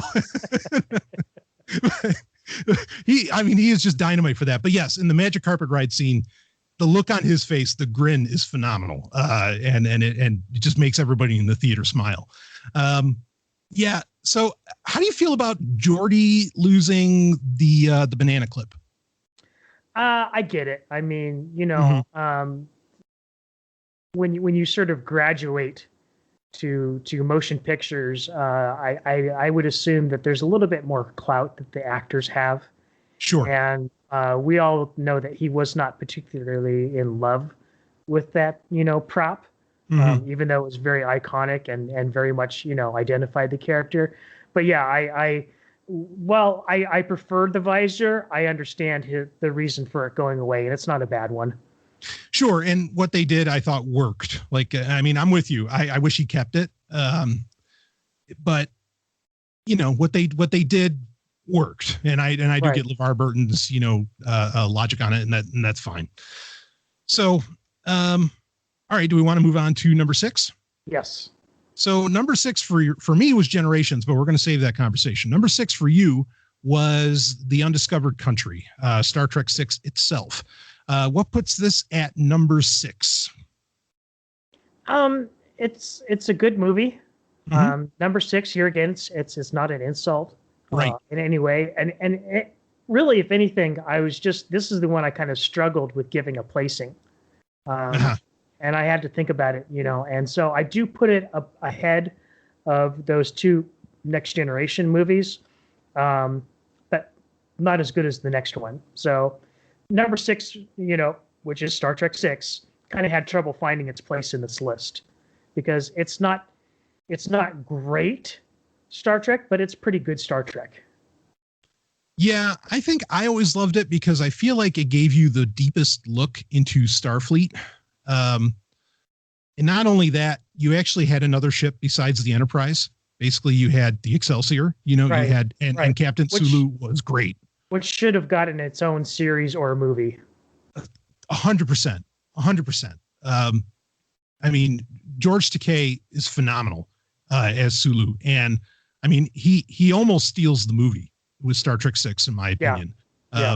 Like you get the emotion of every scene that he's in. Fly her apart. Yeah, fly her apart then, you know. I mean, the whole thing is just, and even when you kind of get to relive those moments in the Voyager episode from season 3, where you find out Tuvok was actually there. You know, and he has that great moment where he's just like, you know, if it's between me and the regulation, or if it's between Captain Kirk and the regulations, will regulations be damned? And I'm like, yeah, baby. You know, I mean, he was so great. So yeah, I mean, it really had a great scale for me, which is why part of the reason I put it higher. The other reason I keep it higher is that this is a rare film, not just Star Trek, for any movie. It's a very rare film that can make people in their 60s and 70s badass action heroes, which is no mean feat, or no small feat, I should say, because I mean, other than like maybe the Expendables, I can't think of a movie that did it this well, where you have these characters this old and you totally buy that, you know, they're doing again, a lot of these action sequences, which you do get. And it's a whodunit story, which are always a lot of fun. So, you know, that's what puts it higher for me. But I hear you. So you're saying basically that you just didn't really know where to put this one because it's just kind of on par with everything. Is that? Yeah. Well, I mean, there's other things that I put ahead of it. So sort of like, you know, it was going to end up being behind my top 5, essentially. Sure. And that's not an insult, you know, at all. Right. I think that makes sense. So again, my number 6 was Generations. I'm going to talk about why that's number 6 when we talk about it for Rob. So let's move on to number 5. Number 5 for you was Star Trek: The Motion Picture. Biggest question on the list, because again, this is my number 1 and I'm not going to go into a tirade about it, but what puts us at number 5 for you? I think we'll get into it with how much I like the next 3. Okay. Is that here again, it finds its place just behind my 3 favorite original series movies. Okay. So it's just that the next like 3 or 4 films are just that much better for you, or are just that. Yeah. Okay. No, that's fair. So, I mean, but would you say you love this movie or like it? Yeah. Or? Oh yeah. No, and here again, this is another one of those things where my appreciation has only grown for it, you know, because of my friendship with you. Right on. I love that this is what I'm inspiring in people.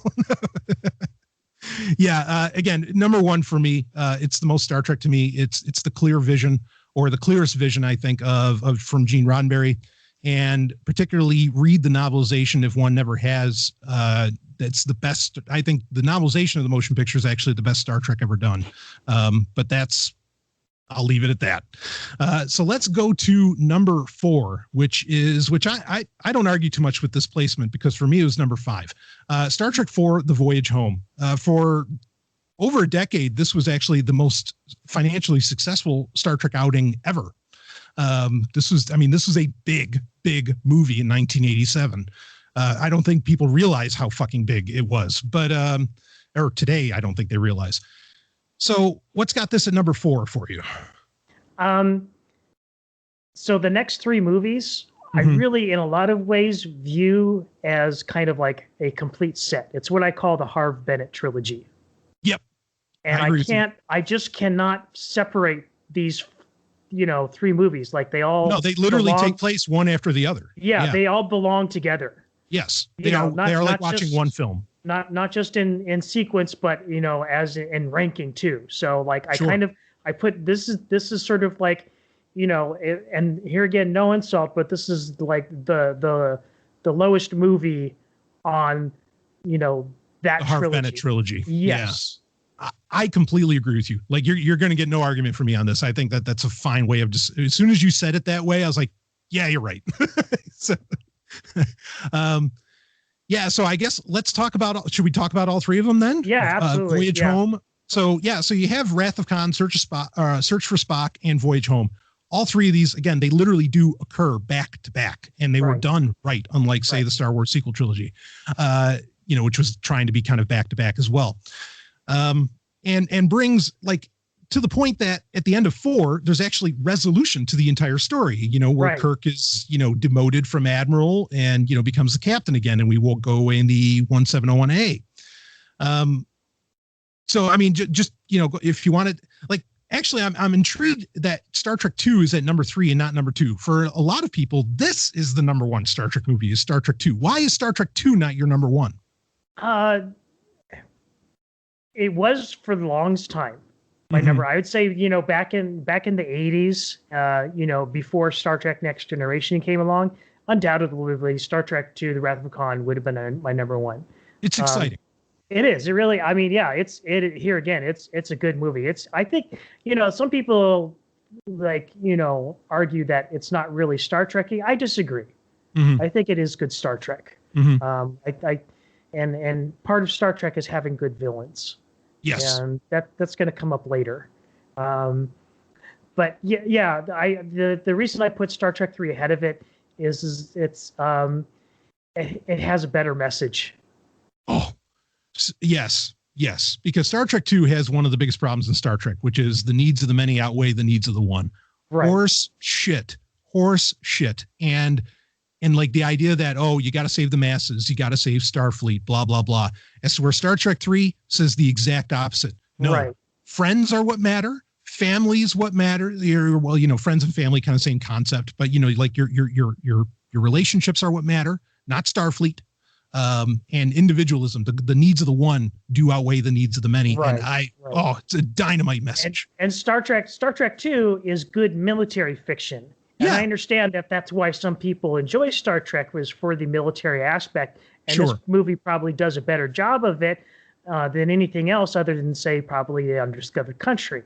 Right. But both done by Nick Meyer, by the way. Right. But this is not, I disagree that this is not what makes Star Trek great, is the military aspects of it. So here again, that's why it gets placed behind Star Trek 3, is because it's all about rebelling against authority. Yes. It's all about, respecting and recognizing the importance of the individual. Yeah, I feel like Star Trek 3 and Star Trek Insurrection both basically hold Star Trek's highest ethical ground, where, it's about the human condition, yes, but and the human condition comes down to the individual. And that's such a needed message. I don't know who thought of making sure that was the point after Star Trek 2, but boy, am I glad that they did. Go ahead. And the scene where they're stealing Enterprise, probably downright the most phenomenal cinematic scene in any Star Trek movie ever. Yeah. Awesome. I mean, when the, when the head of the Excelsior, it's like, if you think, or basically says, you do this, Kirk, you'll never sit in the captain's chair again. And Kirk just says warp speed. It's as good as it gets. I agree. I absolutely loved it. I think the only thing that could have been better is if they ever made Ashes of Eden, the William Shatner novel, into a movie, because that kind of plays up the same thing. A lot of the messages of Star Trek 3. So, I'm with you. I'm totally in agreement with you on this, with the Harv Bennett trilogy being this early on. There's a lot of stuff. There's a lot of stuff in this trilogy that still has, potential to be mined. I'm thinking specifically of the probe from The Voyage Home. Well, there's a great novel, Probe. Right, I know. And that's what I'm. But the novels are a niche thing. Yes. And they're beta canon. So I mean, I would love to see more of whatever race it was that created that probe, in live action. Yeah, I agree. We really don't get enough of that in Star Trek. We encounter often these wildly powerful beings like, Q or the probe or whatever, but I don't feel like we often usually they end up being villainous, and we never get to encounter them as a friendly force, right? Or an ally to the Federation. Right. And that, I always feel like that's such a shame. It is. Well, it's the same thing with the motion picture. because I mean, you don't know the race that created or modified Voyager 6. Right. But from what we can ascertain that we throughout the movie is that the intent of this cybernetic or robotic race is that their intentions were not to be destructive or harmful. Right. They're benign. In fact, if anything, apathetic, almost. Right. Yeah. I mean, Gene Roddenberry. Well, I mean, even benevolent to the point that they would find the technology of another race that they had no previous contact with and treat it like an individual. Yes. And elevate it. Yeah. Yeah. I mean, Gene Roddenberry has come out and said that it could, and he specifically said could have been the Borg, but I don't like that. Sure. No, that's fair. I would have loved to have seen that get explored more. I think that would have been fantastic. Anyway, let's get on to, what I think we might do, Rob? Maybe for the next episode, we'll do another ranking where we'll do the TV shows then. What do you think? That sounds good. All right, we'll do that. But let's get to number 1 for the movies, and then we'll wrap this one up. So your number 1, beyond all amazement, is Star Trek Generations. Yes. Okay, so I'm gonna. Do you want to start off with the positives, or do you want me to hit a couple negatives? There's negatives to this movie? Oh, I think there's a big one. See, the more people hate it, the more I love it. So throw it at me. All right. I'll tell you why you're wrong. Yeah, actually, because I would love to hear why you think this was okay. I think the biggest problem I have with it is I thought Kirk's death was cheap. I didn't think the setup was cheap. I just thought that like the moment, the oh my, just didn't land. I felt like that character deserved more. It's part of the reason I love the Shatner novels so much, because Kirk basically comes back. But yeah, go ahead. Yeah, it was not. I would agree that it's not a well delivered, scene, well acted, because I'm pretty sure that he didn't want to do it. If it was up to William Shatner, Kirk would never, ever, ever, ever die. He would be an immortal. Yeah, and I can, a lot of people want to talk about how Shatner had like really, dictatorial control on set. I know for a fact that wasn't true on Generations, because I saw Walter when I was a kid. One of the first conventions I ever went to. Well, I saw Walter Koenig, who played Chekhov, and he talked about it. He said on the set of Generations was the first time he ever told William Shatner off, and because William Shatner told him, "Hey, maybe you should try acting it like this," and Walter Koenig turned to him and just said, "No," and he never did that before. So clearly, William Shatner didn't always get his way on that set.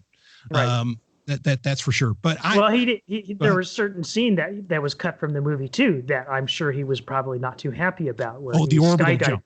Yeah. I mean, and this is basically just Star Trek V, Kirk showing off all over again. Yeah. I think it would have been a good scene, because when you read the novel for Generations, like it is in his head, it's actually a very powerful scene. Basically, he's almost like he's dealing with the fact that it seems like he can't die. And I feel like that would have added more to the death that does happen, is if like at the beginning of the film, he's feeling like, oh, fucking immortal, but then he does die. Like it really there would have been some dramatic weight, but I hear that. So, all right. So I'm just going to bring up a couple other quick points on this, and then I want to hear the love. Okay. And the second one is that I don't know how much I liked Data getting emotions. So disagree. He's so funny in this movie. He is. It's hilarious.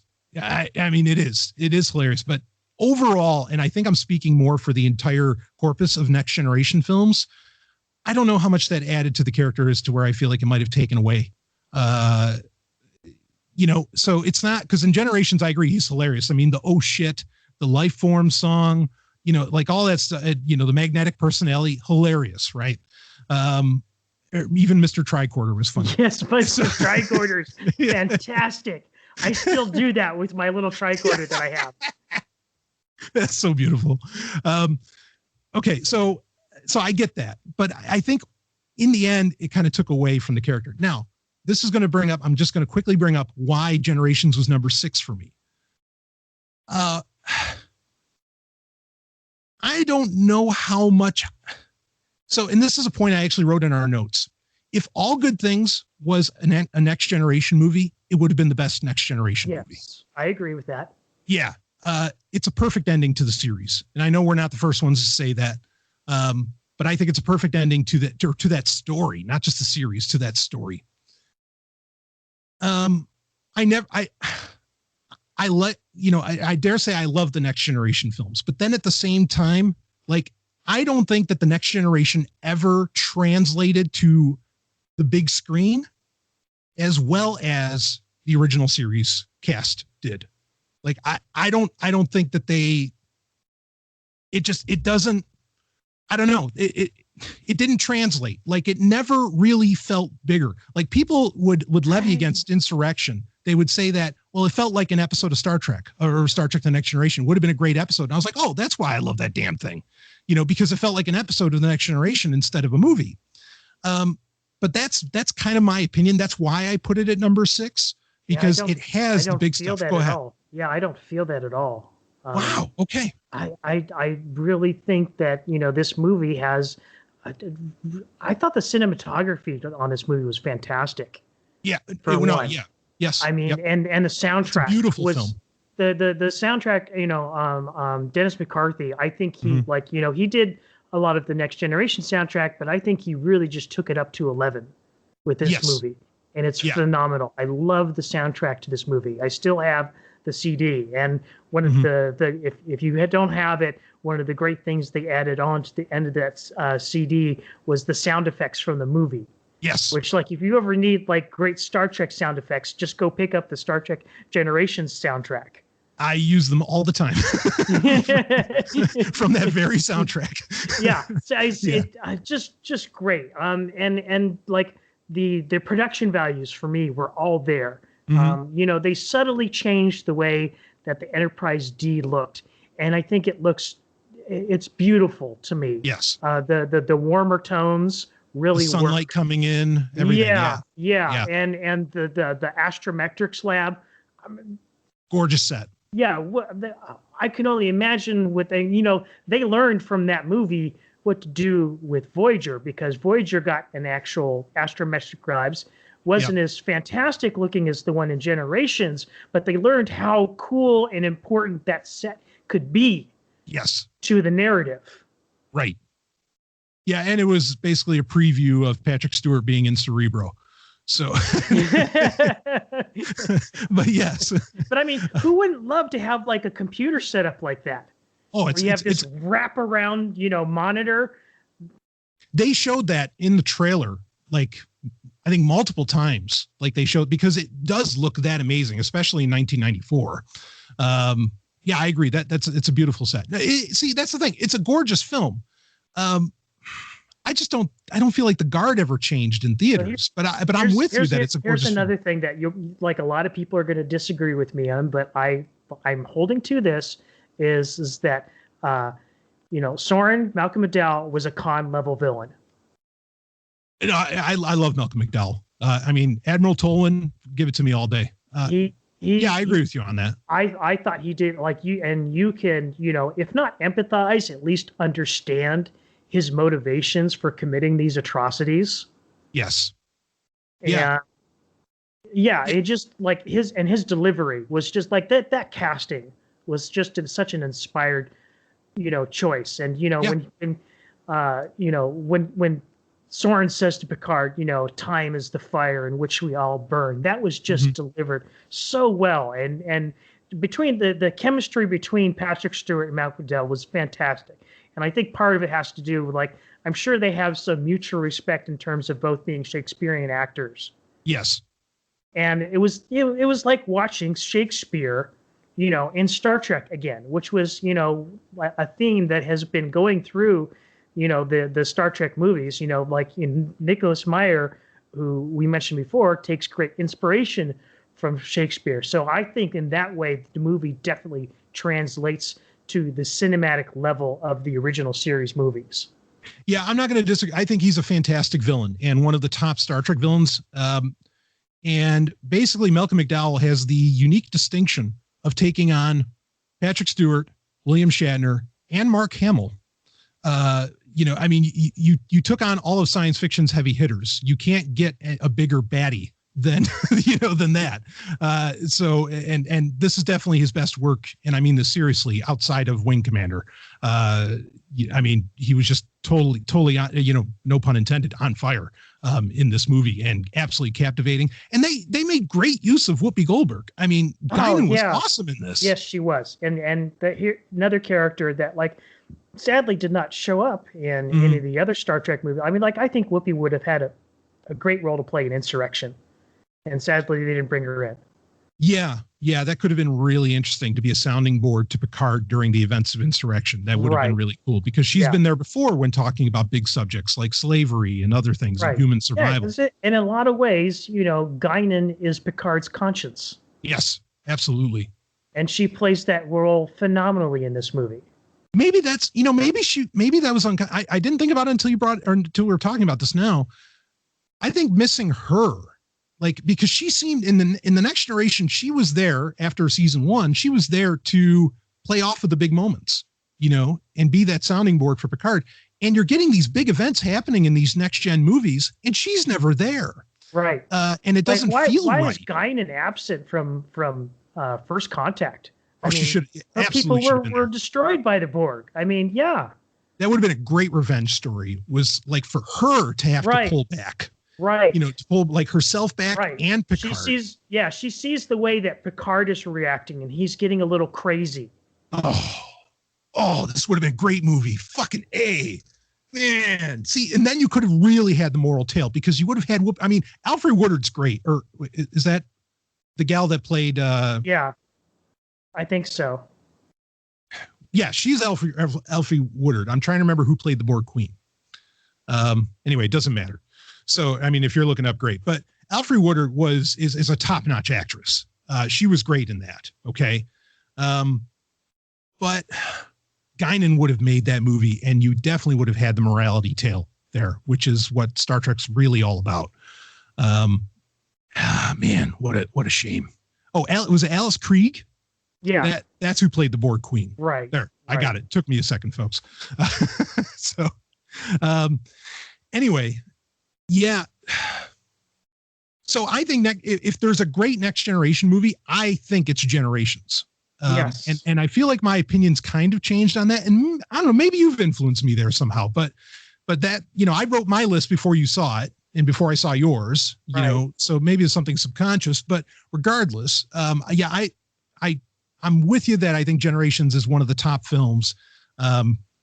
But that's why the reason it was number 6 for me is because I don't think it can be better than any original series film, but it sure as fuck better than everything that came after. Yeah, it's I love it so much. I can't, and part of it is just an emotional reaction to it. I love watching this movie. If I'm having a bad day and I want to watch really good Star Trek, that's just 2 hours, Generations is it. I probably watched that more than any other Star Trek Next Generation movie that's out there. It's good comfort food for sure. It is really good. Getting and that opening scene with the Enterprise, it totally throws you for a loop. Because the movie starts out with this bottle spinning in space, and you're like, what the hell is going on? What is this all about? Yeah. And then you see it smash against the hull. That was just a really great introduction to that ship. Yes. Her captain obviously left a lot to be desired, but the point was to make Captain Kirk shine in that scene. Yeah. So he played his purpose, narratively.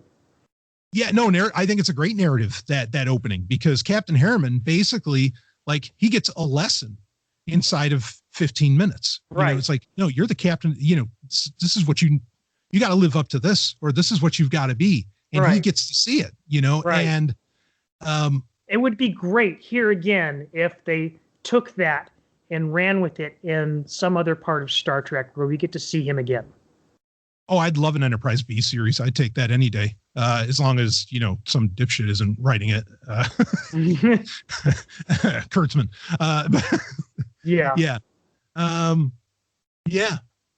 Yeah. I hear that. I mean, how do you go ahead? I think this movie gets really unfairly panned. Mm-hmm. I think a lot of people, their hatred of it does come from the fact that Kirk dies in this movie. And I think that's the only reason why they don't give it the credit that it's due. I mean, I will say, I think if Kirk died better in it, I think it would have been a more well-received film. I don't think a lot of people credit or complain about Malcolm McDowell revealing early on that he kills Kirk. I don't think that ruined anything. I don't get that. I don't get any criticism about Malcolm McDowell in this movie.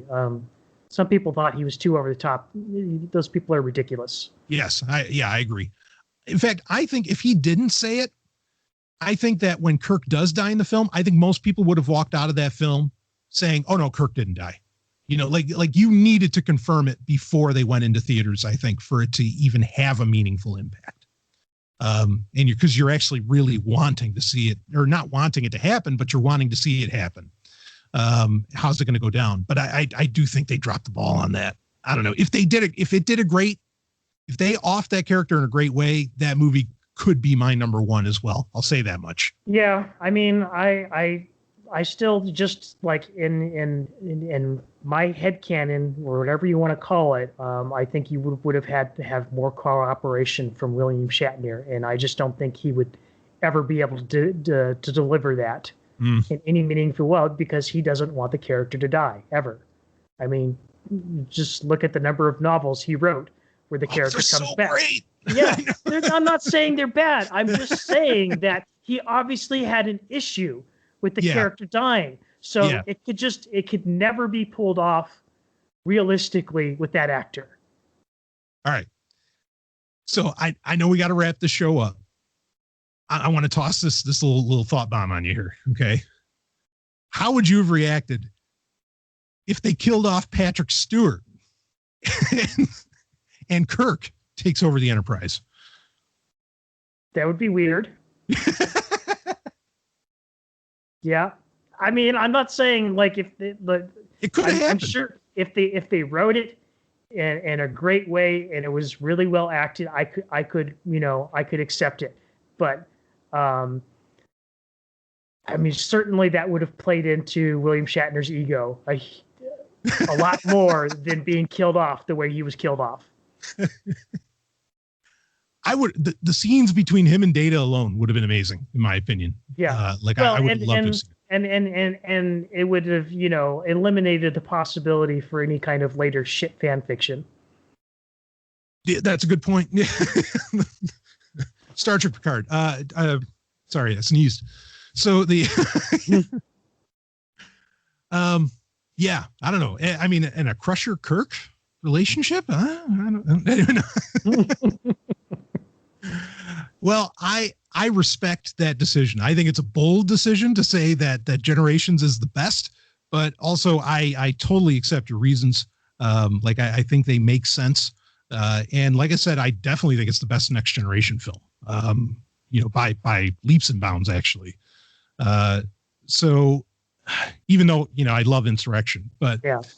Well, I would say this, the Harve Bennett trilogy, if it really was just one 6-hour movie, it would probably edge out Generations, but it's not. It's 3 different movies. So yeah, it could be like Zack Snyder's Justice League. It would be the 4-hour Harve Bennett Star Trek. Oh man. Anyway, all right. Well, so we were originally going to get into the TV show ranking, but I think we got to save that. It's a big conversation to have. Yeah. And we've already been going some distance here. So we're going to save that for the next episode, which is going to come a lot faster than you think. But we'll make that happen. And Rob, I just thought this was a ton of fun, and I love getting your insights, on the Star Trek films in general. And I think you've had the most varied list that I've seen, or varied as in like different than what anybody else would choose than just about any other ranking I've seen of these films. So well, I take that as a compliment. Thank you. It is. It truly is. I mean, I always like a good original, people get commendations for original thinking, right? Isn't that what that's what we were saying earlier? So you're not expelled. You did great on the test. I mean, it is almost Kobayashi Maru. How do you say what, especially with pre-Discovery Star Trek, how do you say what's the best? Like, it's all the best shit ever made, in many ways.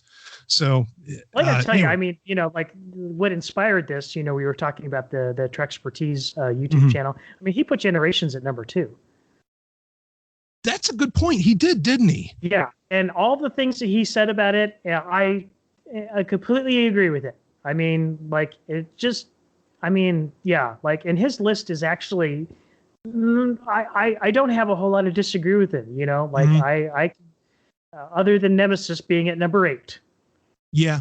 All right. I'm going to try to remember. I will link to the Trexpertise ranking in the show notes for this episode. Okay. Really, one final question. If Galaxy Quest were technically a Star Trek movie, where would you rank that? That's tough. I know it's like up there. Yeah. It would be it'd up be like there. top 3. Yeah. I mean, it'd be really great if they could have just done Galaxy Quest and actually had like William Shatner and the Star Trek crew like as themselves. Yes. The actors. Yes. That would have been awesome. Yeah, I mean that's just great Star Trek, straight up. It really is. Yeah, I'd put it top 3. So anyway, I think that is it for this episode of TIE Fighter Renegades. More to come very soon, and some of what we're going to be talking about, but who knows what's going to drop online before then. So we'll wrap this one up. For Rob and Brian here, we will see all of you on the other side.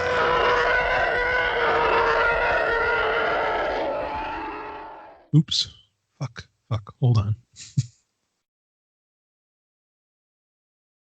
What did Skype just do?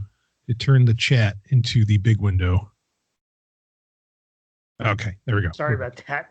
No worries, man. That's all Skype. And it's just because this is the only time I ever use it.